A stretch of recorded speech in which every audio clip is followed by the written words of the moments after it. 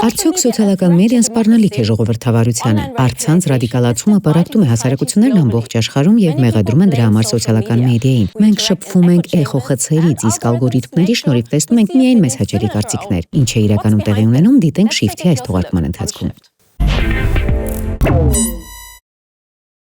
Ընկերներին գրել, նոր պարեր դիտել, սիրելի հրապարակումները գաղտնի նայել։ Շատերը հենց այսպես են օգտագործում TikTok-ը, Instagram-ը կամ Facebook-ը զվարճանքի եւ շփման համար։ Բայց սա սոցիալական ցանցերի միայն մեկ կողմն է, ասում է հնդիկ ծրագրավորող Սայրաջ Բալաջին։ Մարդիկ պետք է հասկանան, որ սոցիալական մեդիան այժմ նույնը չէ, ինչ 10 տարի առաջ էր, այժմ այն բառերի ականապատ դաշտ է, տեղեկատվական պատերազմի մարտադաշտ։ Տեղեկատվական պատերազմ, որն օգտագործում է արհեստական բանականությունը։ Այսօր բոլորը պայքարում են ձեր ուշադրության համար, որովհետև դա նշանակում է ավելի շատ գովազդային եկամուտ։ Իսկ մարդկանց իրականում հետաքրքրելու համար պետք է գրավիչ, արագընթեռնելի եւ զվարճելի բովանդակություն։ Օրինակ, քաղաքական գործիչները հաճախ դժվարանում են արդյունավետ հաղորդակցվել սոցիալական ցանցերում։ Ահա թե ինչու նրանցից շատերը դիմում են փորձագետների, ինչպիսին է Լունա Մյոբիուսը, Գերմանիայի կանաչների կուսակցության սոցիալական մեդիայի խորհրդատուն։ Նա իր գործընկերներին ցույց է տալիս ինչն է արդյունք տալիս, ինչը ոչ։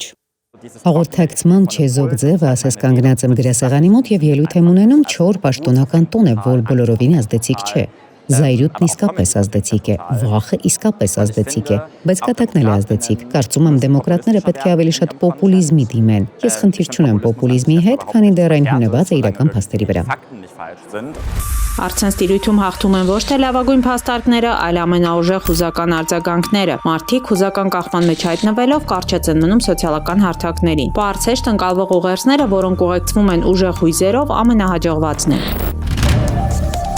Ալգորիթմները տարածում են այս հրապարակումները, թիրախավորելով որոշակի լսարան, ինչն էլ բերում է նոր մեկնաբանություններ եւ ավելի մեծ արձագանք։ Քաղաքական գործիչները փորձում են օգտվել այս թվային հույզերից, որոնք քաղաքականության մեջ դարձել են մեդիա ռազմավարությունների մի մասը։ Ունեի կարծիքով, սա կոպիտ սխալ է։ Բացի զայրույթից, վախը, ուրախությունը եւ գործնական արժեքը նույնպես շատ ազդեցիկ են։ Բայց այսօր շրջանառվող բովանդակության մեծ մասը կառուցված է հենց վախի եւ զայրույթի վրա։ Մարդկանց զվարճացնելու կամ նոր բան սովորեցնելու փոխարեն։ Սակայն խոշոր սոցիալական մեդիա հարթակները ղեկավարող ընկերությունները շահագրգռված չեն իրական փոփոխություններով։ Ներկայիս իրավիճակը նրանց համար չափազանց շահութաբեր է։ 2025 թվականին գովազդից ստացված եկամուտները կանխատեսումների համաձայն կկազմեն ավելի քան $1 տրիլիոն, որի կեսից ավելին բաժին կհասնի մեդիարիակին՝ Google, TikTok, Facebook եւ Instagram։ Խիստ կանոնակարգեր չկան, բայց քաղաքական գործիչները պետք է կանոններ եւ հետևանքներ սահմանեն։ Օրենքների գլոբալ ստանդարտացումը անհրաժեշտ է, բայց մոտ ապագայում քիչ իրատեսական։ Սոցիալական մեդիան մարդկանց միավորելու փոխարեն ավելի է խորացնում բևեռացումը։ Հատկապես քաղաքական ոլորտում։ Հարթակները արդեն ունեն քաղաքական երանգներ։ Օրինակ Մասկի X-ը, TikTok-ը, որի ալգորիթմը հաճախ խրախուսում է աջակողմյան բովանդակություն, կամ Truth Social-ը, որտեղ գերիշխում են պահպանողական եւ ծայրահեղական տեսակետները։ Արհեստական բանականության ալգորիթմները մեզ ցույց են տալիս այն, ինչ մենք արդեն հավանել ենք։ Եվ այդ փակ շրջանը նեղացնում է մեր աշխարհայացքը։ Ծայրահեղ կարծիք ունեցող մարդիկ առցանց ավելի արագ են գտնում իրար եւ որպես խումբ կարող են ավելի ազդեցիկ երևալ, քան իրականում են։ Դրան գումարվում են տրոլները եւ արհեստական բանականության բոտերը, որոնք տարածում են կեղծ լուրեր, դավադրություններ եւ ատելության խոսք։ Օրինակ Ուկրաինայի պատերազմի մասին։ Եվ առաջ է գալիս ծանր հարցը. որտեղ է ավարտվում խոսքի ազատությունը եւ սկսվում ատելության խոսքը։ Առցանց բովանդակության մեծ մասը չեզոք չէ։ Այն զտված է, բևեռացնող եւ երբեմն մոլորեցնող։ Հատկապես վտանգավոր են փակ չաթերը, Telegram, Signal, WhatsApp, որտեղ ծայրահեղականները անգամ երեխաների հետ են կապ հաստատում, փորձելով նրանց քաղաքականորեն արմատական դարձնել։ Մենք առցանց տիրույթում տեսնում ենք, ինչպես են ավելի շատ պատանիներ դառնում արմատական, ընդ որում ոչ միայն մեծահասակների, այլ նաև գրեթե տարեկիցների ազդեցությամբ։ 13 տարեկանները ներգործում են 11 տարեկանների վրա սոցիալական ցանցերում տեղադրված բովանդակության միջոցով, որը նախատեսված է նրանց ուշադրությունը գրավելու եւ նրանց որսալու համար։ Սոցիալական ցանցերում առաջին շփումից հետո հավաքագրողները սովորաբար հրավիրում են երեխաներին մասնավոր չաթ խմբեր, ինչպիսիք են WhatsApp-ը, Telegram-ը եւ Signal-ը։ Այսպիսով զրույցը աչքից հեռու է լինում։ Միրոն եւ իր գործընկերները մեզ ցույց տվեցին այդ խմբերում քննարկվող որոշ թեմաներ։ Կան օրեր նրանք պարզապես քննարկել են դպրոցական թեմաներ, բայց եղել են նաեւ օրեր, երբ փոխանակվել են փաստաթղթերով, ինչպիսիք են սպանության ուղեցույցը կամ ահաբեկչության ուղեցույցը։ Որոշ տեղեկությունների համաձայն խմբերում կան անդամներ, որոնք ընդամենը 12 տարեկան են։ Այսպիսի խմբեր են հայտնաբերվել ամբողջ աշխարհում։ Նրանք ստեղծում են համայնք, որտեղ երեխաներին տրվում է նպատակ, պատասխանատվության զգացում, ապրելու խթան, կյանքի իմաստ, եւ հենց դա է դարձնում այս խմբերը հատկապես վտանգավոր։ Այս խմբերը կապված են ահաբեկչական հարձակումների եւ փոքրամասնությունների դեմ ատելության հողի վրա կատարված հանցագործությունների հետ։ Օրինակ Չեխիայի եւ Ավստրիայի ոստիկանությունները 2025 թվականի հունիսին ձերբակալել են 5 դեռահասի։ Նրանք արմատական են դարձել առցանց տիրույթում եւ փորձել են հրկիզել սինագոգը, բայց սոցիալական ցանցերը երեխաներ հավաքագրելու միակ վայրը չեն։ Այս ամենը հիմնականում տեղի ունենում խաղերի աշխարհում, հատկապես առանձնանում է Roblox հարթակը, որը ունի նաև ստվերային կողմ։ Չնայած խաղի վիրտուալ շատ աշխարհներ անվտանգ են թվում, մի քանիսը կրկնօրինակում են ահաբեկչական հարձակումներ կամ զանգվածային կրակոցներ։ Միրո Դիտրիխի կարծիքով երիտասարդ տղաների արմատականացումը կապված է հասարակության մեջ առկա այլ խնդիրների հետ։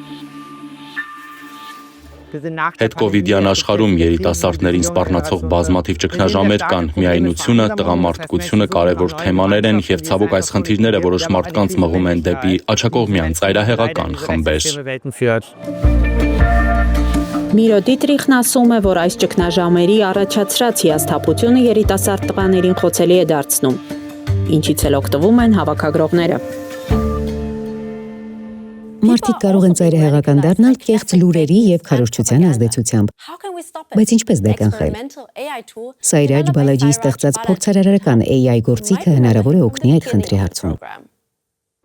Այսպիսով, առցանց ծայրահեղականացումը մեծ խնդիր է, քանի որ այն ազդում է քաղաքական դաշտի բոլոր ուղղությունների վրա։ Մենք չենք ուզում, որ մարդիկ սպանեն իրար։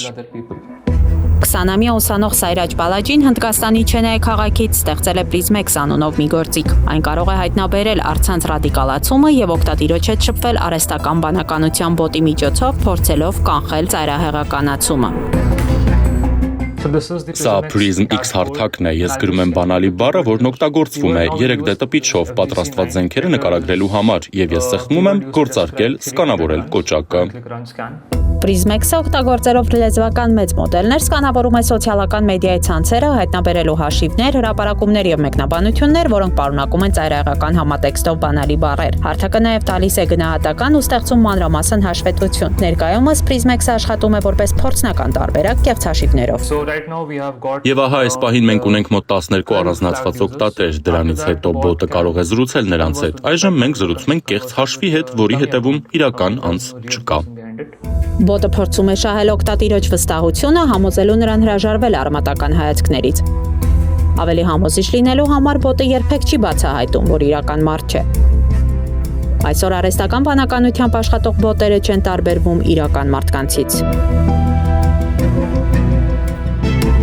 Տեխնոլոգիան դարձել է հանրամատչելի։ Prism X-ի միջոցով ես ուզում եի ցույց տալ, որ ինձ նման մեկը, ով ունի արմատականացման կամ հակաարմատականացման ոլորտում կրթություն, կարող է անել դա։ Եթե ես կարող եմ, ուրեմն կարող են մեր կառավարությունները, կարող են տեխնոլոգիական գործիչները, եւ նրանք ձեզ չեն ասի, անում են դա թե ոչ, դուք գլխի չեք ընկնի, արդյոք այն հաշիվը, որի հետ խոսում եք, բոտ է, թե ոչ։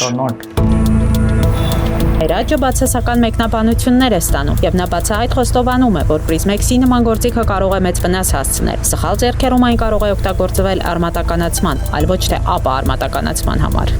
Ինչ էլ ասեք, ինչ էլ հրապարակեք, նման գործիքը կարող է որսալ, այն կարող է գտնել ձեր պրոֆիլը, կարող է թիրախավորել ձեզ։ Օրինակ, Prism X-ի նման գործիքի տեսականորեն հզորացված տարբերակը կարող է անկարգություններ հրահրել, այն կարող է անհամաձայնություն սերմանել, այն կարող է զանգվածային կերպով փոխել մարդկանց կարծիքը որևէ հարցի վերաբերյալ, կարող է նաև օգտագործվել հայտնաբերելու այն մարդկանց, որոնք խոցելի են ծայրահեղականացման նկատմամբ եւ ներքաշելու նրանց զինված խմբավորումների մեջ։ Պատկերացրեք, որքան սարսափելի է դա։ Սա երկկողմանի սուր է։ Ավելի լավ է մարդկանց սովորեցնել տարբերակել կեղծ լուրերը եւ ֆեյքերը։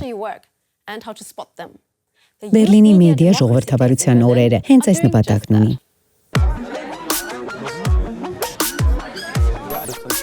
Միջոցառման օրերին ավագ դպրոցի աշակերտները շատ անելիքներ ունեն։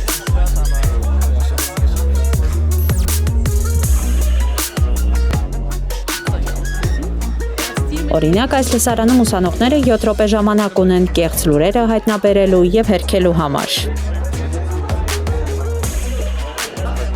Ըստ էության մեր առաքելությունը կեղծ լուրերը որսալն է, մասնակիցները հանդես են գալիս որպես փաստեր ստուգողներ, կեղծ լուրերը հերքելու համար ուսանողները ստուգում են առնվազն 2 հուսալի աղբյուր, որոնք հաղորդում են նույն փաստերը եւ այդպիսով ստուգում տեղեկության ծագումը։ Ապա տեղեկատվությունը հերքելու համար ուսանողները ստուգում են առնվազն 2 հուսալի աղբյուր, որոնք հաղորդում են նույն փաստերը, այսպիսով նրանք հաստատում են պատմության ծագումը։ Պետք է ուշադրություն դարձնեք տվյալներին եւ անուններին, իսկ եթե կասկածում եք, պարզապես ստուգեք։ Այս ուսանողներից ոմանք օրական 6 ժամ են անցկացնում սոցիալական ցանցերում, չնայած գիտեն, որ Telegram-ի, X-ի կամ TikTok-ի նման հարթակներում շատ կեղծ լուրեր կան։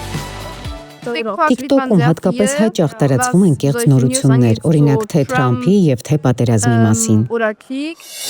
Շատ կեղծ լուրեր ներառում են արհեստական բանականության կողմից ստեղծված պատկերներ։ Մեկ այլ լսարանում ուսանողները պետք է փորձեն իրենք ստեղծել գոյություն չունեցող պատկերներ, օգտագործելով արհեստական բանականության գործիք։